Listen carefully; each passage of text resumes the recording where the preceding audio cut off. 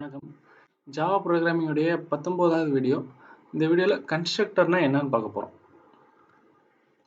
So what is a constructor? இதில் என்ன கொடுத்துருக்காங்க? It is a special type of method. So ஒரு விஷயம் என்ன புரிஞ்சிருச்சு, இது ஒரு மெத்தடு, இதுக்கு ஒரு நேம் இருக்க போகுது, இதுக்குள்ளே இருக்கிற பிரேசஸ்க்குள்ளே லைன்ஸ் ஆஃப் கோடு இருக்க போகுது, அது தெரிஞ்சிருச்சு. பட் நார்மல் மெத்தட் கிடையாது, இது ஒரு ஸ்பெஷல் மெத்தட். அடுத்தது என்ன சொல்லியிருக்காங்க? Carries same name as that of class name. அதாவது ஒரு கிளாஸ் நேம் என்ன இருக்கோ அதே பேரில் தான் கன்ஸ்ட்ரக்டர் இருக்கும், வேற எந்த பேரும் கிடையாது. நம்மளா ஒரு பேர் கொடுக்க முடியாது, அதுதான் கன்ஸ்ட்ரக்டர்னு சொல்லியிருக்காங்க. ஸோ கன்ஸ்ட்ரக்டரை பொறுத்த வரைக்கும் ஒரு 7 முக்கியமான பாயிண்ட்ஸ் இருக்கு. முதல்ல சொன்னதான், it is a special type of method, same name as that of class name. எப்படி இருக்குன்னா, இப்போ இது பாருங்க, இதில் வந்து பென்சில் பாக்ஸ்னு ஒரு கிளாஸ் கிரியேட் பண்ணியிருக்கோம். ஸோ கன்ஸ்ட்ரக்டர் எப்படி இருக்கும்? பென்சில் பாக்ஸ்னு அதே பேரில் இருக்கும்.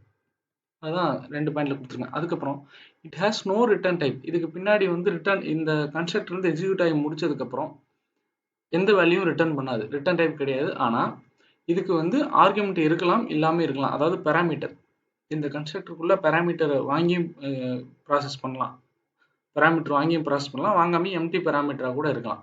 ஸோ அது வந்து கொடுத்துருக்கிற ப்ரோக்ராமை பொறுத்து. So no return type, return type இல்லை, with or without argument, argument இருக்கலாம், எல்லாமே இருக்கலாம். அடுத்தது 4வது point, abstract, static, final, synchronized, அது இதுன்னு நிறையா ஸ்பெசிஃபையர்ஸ் இருக்குது. இது எதுவுமே கன்ஸ்ட்ரக்டருக்கு செட் ஆகாது. கன்ஸ்ட்ரக்டரில் அது இருக்கவே இருக்காது. கன்ஸ்ட்ரக்டர்னா எதுவுமே இல்லாமல், ரிட்டர்ன் டைப்பு, ஸ்பெசிஃபைஸ் எதுவுமே இல்லாமல் ஜஸ்ட் கிளாஸ் நேம் வச்சு ஓப்பன் பிரேஸ் க்ளோஸ் பிரேஸ். இங்கே பாருங்கள், இங்கே கிளாஸுங்கிற லைனுக்கு கூட கிளாஸ்னு ஒரு கீவேர்டு இருக்குது. ஆனால் கன்ஸ்ட்ரக்டருக்கு வந்து எந்த கீவேர்டும் பின்னாடி இல்லை, எதுவுமே இல்லை. ஜஸ்ட் கிளாஸ் நேம் போட்டு அதுக்குள்ளே ஓப்பன் ப்ராக்கெட், க்ளோஸ் ப்ராக்கெட், அப்புறம் செட் பிரேசஸ், அவ்வளோதான், சிம்பிள். ஸோ அதுதான் 4th பாயிண்ட்ல கொடுத்துருக்காங்க. 5வது பாயிண்ட் தான் கவனிக்க வேண்டிய பாயிண்ட். ஸோ கன்ஸ்ட்ரக்டர் ஒரு ஸ்பெஷல் டைப் ஆஃப் மெத்தட்னு சொன்னோம்ல, எந்த வகையில் அது ஸ்பெஷல் டைப் ஆஃப் மெத்தட்னா, இந்த கன்ஸ்ட்ரக்டரை நம்ம கால் பண்ண போகிறதில்ல, கால் பண்ணவும் மாட்டோம். என்ன ஆகும்னா, ஒரு எந்த கிளாஸோடைய கன்ஸ்ட்ரக்டரோ அந்த கிளாஸுக்கு நம்ம எப்போ ஆப்ஜெக்ட் கிரியேட் பண்ணுறோமோ, ஆப்ஜெக்ட் கிரியேட் பண்ண அடுத்த செகண்ட் வந்து ஆட்டோமேட்டிக்காக இந்த கன்ஸ்ட்ரக்டர் வந்து டிஃபால்ட்டாகவே கால் ஆகிடும். இதுதான் வந்து கன்ஸ்ட்ரக்டரை வந்து ஸ்பெஷல் டைப் ஆஃப் மெத்தட்னு சொல்லப்படுற ஒரு ரீசன். 6வது கொஸ்டின் பாருங்க. Commonly it is use to initialise variables.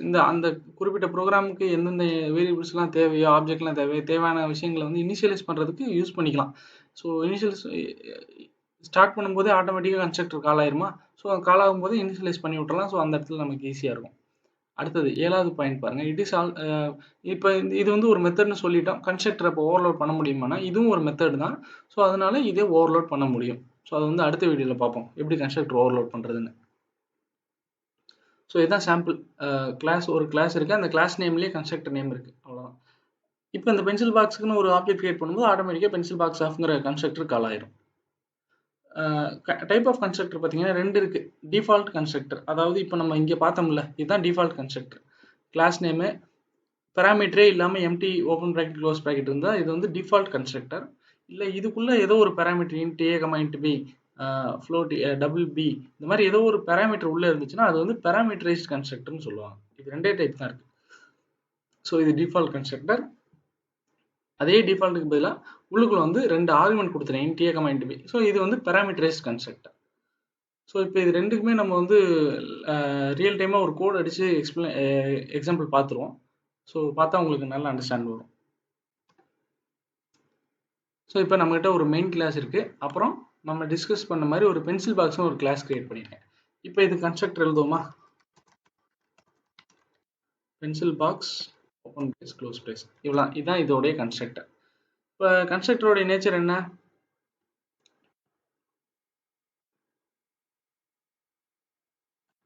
So இப்போ கன்ஸ்ட்ரக்டரோடைய நேச்சர் என்ன?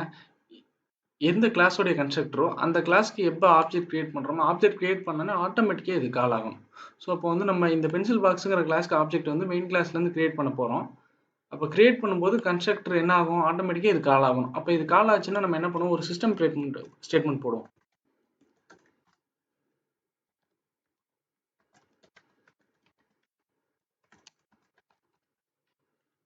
இப்போ நம்ம என்ன மட்டும் பண்ண போறோம்னா, இந்த பென்சில் பாக்ஸ்ங்கிற கிளாஸ்க்கு ஆப்ஜெக்ட் மட்டும் கிரியேட் பண்ண போறோம்.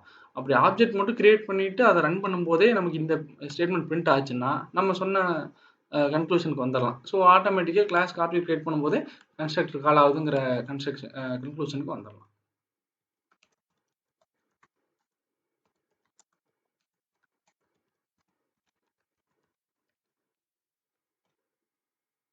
ஆப்ஜெக்ட் மட்டும் கிரியேட் பண்ணியிருக்கேன், வேறு எதுவுமே பண்ணல. நான் அந்த கன்ஸ்ட்ரக்டருங்கிற மெத்தடை கால் பண்ணல, எதுவுமே பண்ணல. நம்ம அப்படி பண்ண முடியாது. ஜஸ்ட் ஆப்ஜெக்ட் மட்டும் கிரியேட் பண்ணிட்டு ரன் பண்ணுறேன். என்ன அவுட்புட் வந்திருக்கு பாருங்க, கன்ஸ்ட்ரக்டர் கால்டு அப்படின்னு சொல்லி நம்ம இங்கே system dot out dot println ஸ்டேட்மெண்ட்டில் கொடுத்த வேல்யூ அப்படியே பிரிண்ட் ஆயிருக்கு. அப்படின்னா என்ன ஆயிருக்கு, ஆப்ஜெக்ட் கிரியேட் பண்ணோன்னு நம்ம சொன்ன மாதிரி constructor is a special type of method, it is automatically called when object is created. Object create பண்ணோன்னா உடனே இது கால் ஆயிடுச்சு. ஸோ நமக்கு அவுட்புட் வந்துருச்சு.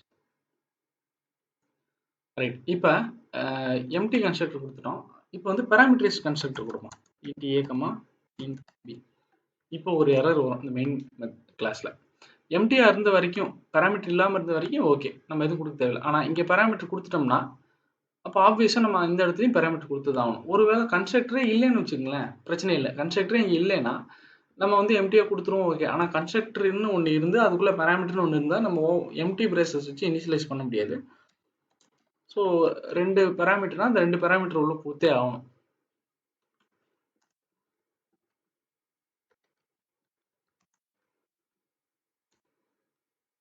ஸோ ஜஸ்ட் அந்த 2 நம்பரையும் நான் வாங்கி பிரிண்ட் பண்ணுறேன், வேறு எதுவுமே பண்ணல.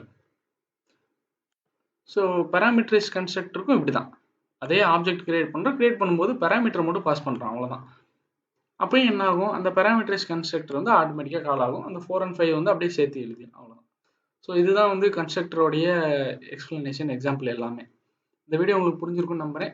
வேறு ஏதாவது கிளாரிஃபிகேஷனாலும் கீழே கமெண்ட்டில் டைப் பண்ணுங்கள். தேங்க்ஸ் ஃபார் வாட்சிங், கீப் சப்போர்ட்டிங் அஸ்.